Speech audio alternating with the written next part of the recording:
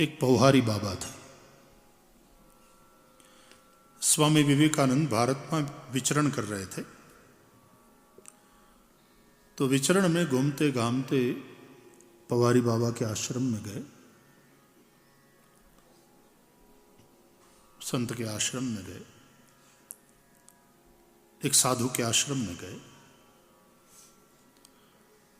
तो साधु ने यह कहानी सुनाया कि एक पौहारी बाबा थे और एक बार उनके आश्रम में एक चोर गया। तो रात के समय में उसने सारी चीजें इकट्ठा किया आश्रम से और एक थैले में भरा, बर्तन वर्तन सब लेकर के, और जैसे ही वजनदार हो गया थैला तो जोर लगाकर करके कांधे पर उठाया तो बर्तन की आवाज निकली। तो पौहारी बाबा जाग गए। कौन है? सीताराम। कौन? तो चोर डर गया कि बाबा जाग गया है, पकड़े जाएंगे, पीटेगा, बाबा मजबूत है, भागो यहां से। तो सामान वहीं छोड़ करके चोर भागा। अब थोड़ी देर जैसे ही वो थोड़ा धीरे धीरे चलने लगा तो पीछे से आवाज आई उसी महात्मा की, अरे रुक जा, रुक जा, कहां भागा जा रहा है, रुक जा। अब चोर ने सोचा कि ये बाबा तो बड़ा निडर निकला, पीछा कर रहा है, पकड़ लेगा तो पीटेगा। वो दम लगा के भागने लगा और पौहारी बाबा पीछे पीछे, अरे रुक जा, मैं कहता हूं रुक जा। और किसी तरह पौहारी बाबा ने उस चोर को पकड़ लिया। चोर कहने लगा, बाबा जाने दे, अब कभी तेरे आश्रम में चोरी करने नहीं आऊंगा, कभी ऐसी गलती नहीं करूंगा, बाबा मुझे छोड़ दे, मुझे जाने दे। तो पौहारी बाबा ने कहा, जा कहां रहा है यार, कुछ तू लेने आया था, ये सामान तो लेके जा। तो वो जो थैला था वो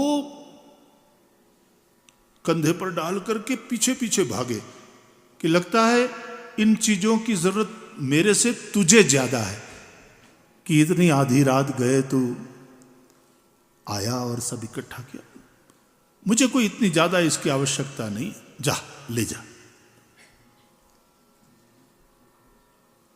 कह करके पौहारी बाबा सांस फूल गई थी, सीताराम सीताराम करके वापस चल दिए। वो चोर भौचक्का सा खड़ा रहा, देखता रहा बाबा को।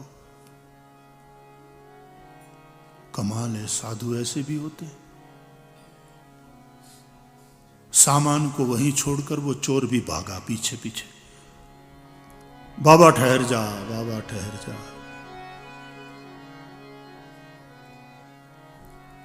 और चोर ने बाबा के चरण पकड़ लिए।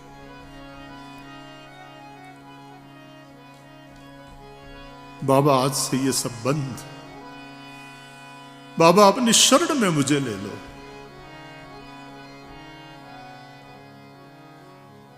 अच्छा आश्रम में रहना चाहता है, आजा, बर्तन तो तुझे वहां पर भी काम लगेंगे।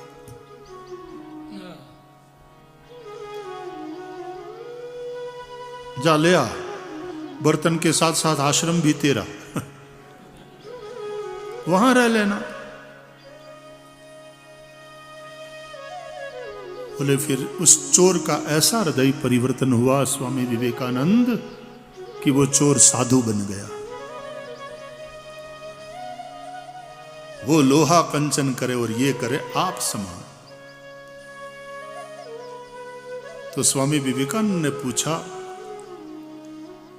कथा सुनाने वाले साधु से कि आपको पौहारी बाबा की ये कथा कैसे पता? आंख में आंसू के साथ वो साधु बोला कि वो चोर मैं ही हूं।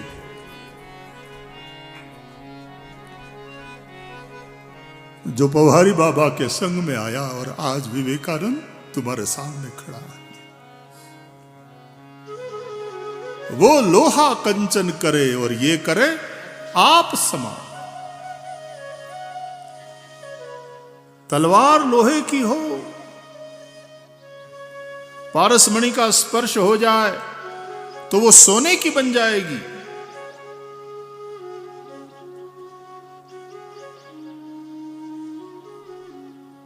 लेकिन तीन चीजें तो नहीं बदलेगी ना, मार, धार और आकार। उसका आकार नहीं बदलेगा, उसकी तेज धार,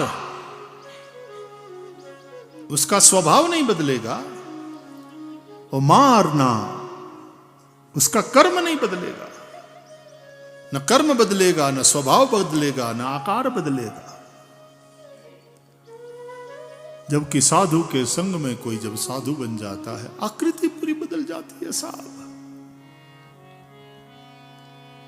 ऐसी सात्विक मूर्ति बन जाता है,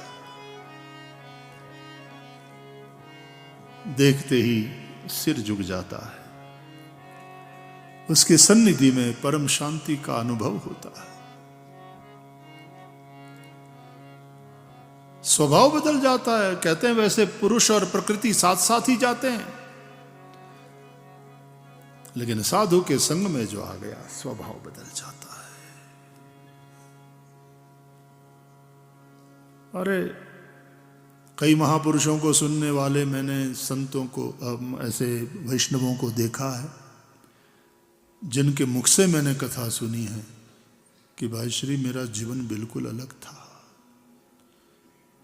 ऐसी कौन सी बुराई थी जो मुझ में नहीं थी। मैं उसको देख रहा था, उसके ललाट में तिलक था, आकृति में एक सौम्यता थी, हाथ में माला थी, बेरखा जप चल रहा था।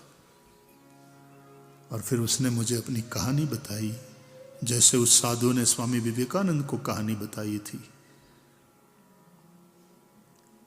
कि पूज्य डोंगरे जी महाराज की कथा सुनकर किस तरह से उसके जीवन में परिवर्तन हुआ।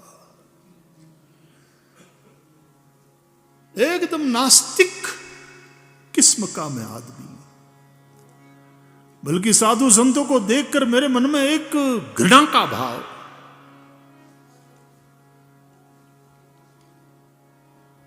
ये लोग मुफ्त में खाने वाले और समाज के ऊपर एक बोझ है, ऐसा मैं समझता था।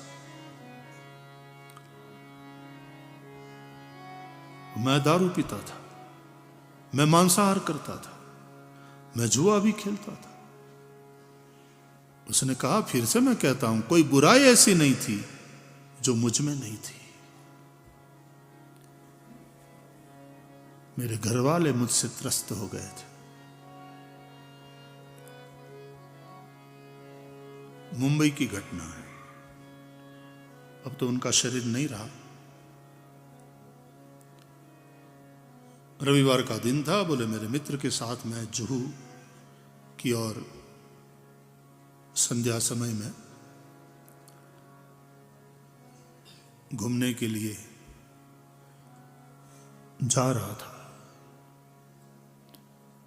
तो मार्ग में एक मैदान, आज भी है वो मैदान, मैंने भी उस मैदान में कथा सेवा करी है। तो वहां पंडौल लगा हुआ था बड़ा सा, हजारों लोग, और पूज्य डोंगरे जी महाराज की कथा सुन रहे थे। भोंपू लगा हुआ था तो आवाज तो बाहर तक आ रही थी। इतने लोग, तो मेरे मित्र ने कहा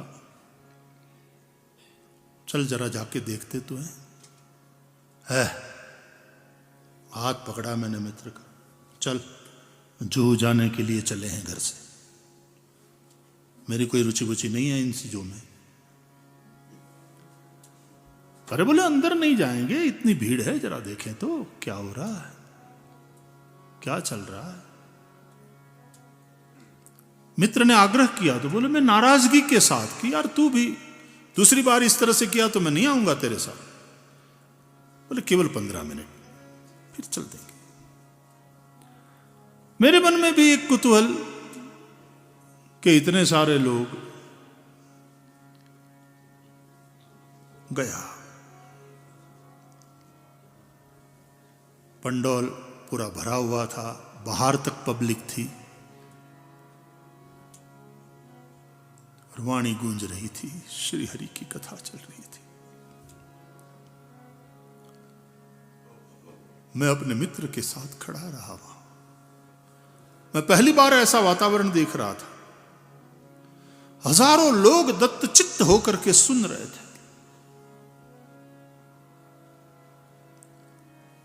कथा सुनाने वाले मेरे घर आकर के सुना रहे थे अपनी बात, जब मैं मुंबई में रहता था।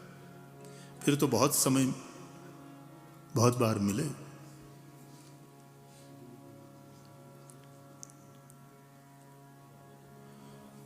खड़े थे बोले, यूं हाथ बंधे हुए देख रहा था मैं। वाणी कान में जा रही थी। 15 मिनट हो गए तो मेरे मित्र ने घड़ी दिखाई, चलते हैं जुहू चौपाटी। तो मैंने इशारा किया, थोड़ी देर के बाद रुक। तो मित्र ने कहा ठीक है, मुझे तो कोई आपत्ति ही नहीं है।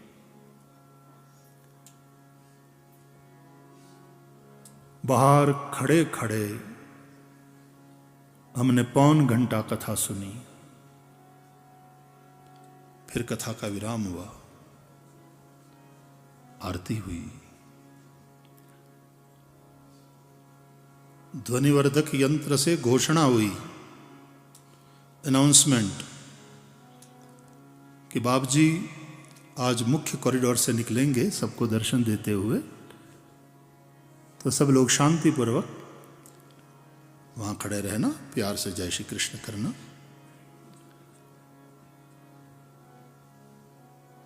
कथा पूरी हो गई तो मित्र ने कहा चलो जुहू, लेकिन ये घोषणा हो गई थी तो हम तो एकदम लास्ट में थे, और उन दिनों में ये टीवी स्क्रीन और इतने बड़े बड़े वो स्क्रीन वगैरह तो थे नहीं। तो मन में कुतूहल हुआ कि अच्छा यहीं से निकलने वाले हैं, चलो उनको जरा देखें तो सही।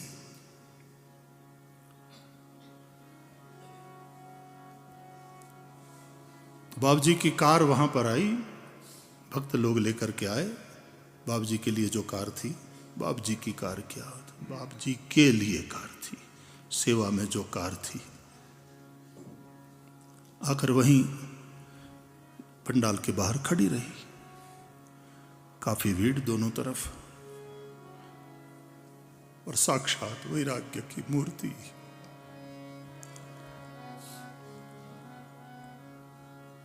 सात्विकता, भजन का प्रभाव, यूं हाथ जोड़े, हाथ में माला और नीचे ही देखते हुए, और सब लोग जय श्री कृष्ण जय श्री कृष्ण, कोई संकीर्तन कर रहा है।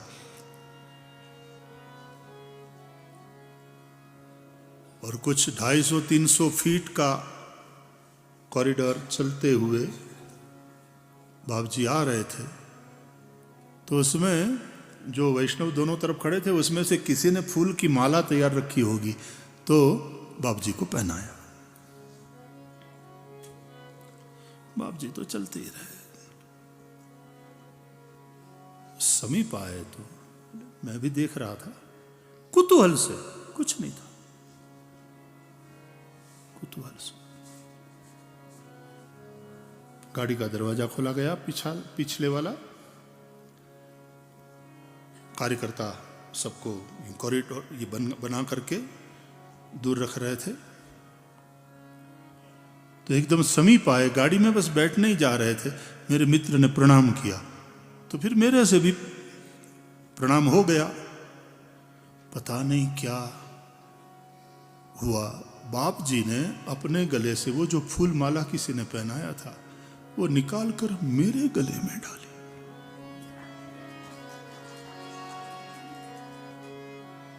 बस फिर जो हुआ सो हुआ।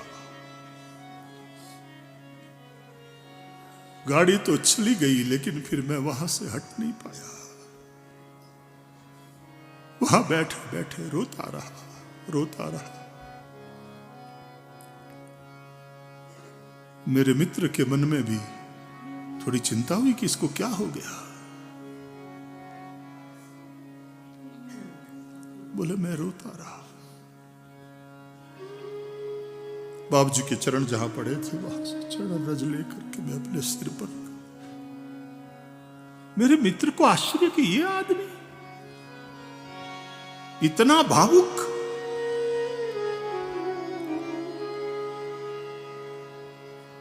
आध पौने घंटे के बाद फिर तो पंडाल खाली हो गया था, तो सब दर्शन करता हुआ देखता हुआ व्यासपीठ के पास गए तो व्यासपीठ को प्रणाम किया। 2 दिन की कथा बची थी, दूसरे दिन से मैंने कथा में जाना शुरू किया। 2 दिन की कथा सुनी, बस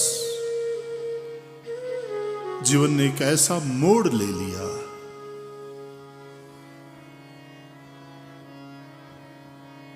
आज मैं आपके सामने हूं और वो वैष्णव इतने शांत, इतने सात्विक, तिलक हमेशा हाथ में बेर खा जप करने वाले। क्या था वो, क्या बना दिया। कोई व्यक्तिगत वार्तालाप नहीं, कोई व्यक्तिगत दीक्षा दान नहीं, कुछ नहीं। और जो बदलाव हुआ, पारस मणि अरु संत में बड़ो अंतरो जान, वो लोहा कंचन करे लेकिन ये करे आप समान।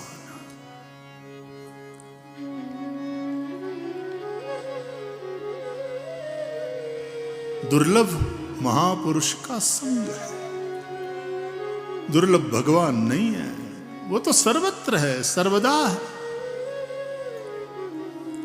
दुर्लभ मुक्ति नहीं है।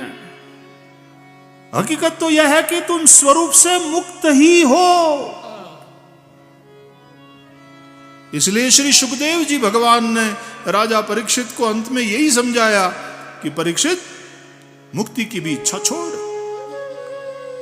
तो मुमुक्षु बनकर बैठा है कथा सुनने, लेकिन मुक्ति की भी इच्छा छोड़, क्योंकि मुक्ति की चाह उसके मन में रहती है जो अपने आप को बंधा हुआ समझता है। तो बंधा हुआ है, यही तेरा ज्ञान है।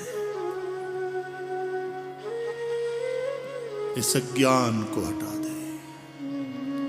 वास्तविकता यह है कि तू मुक्त ही है।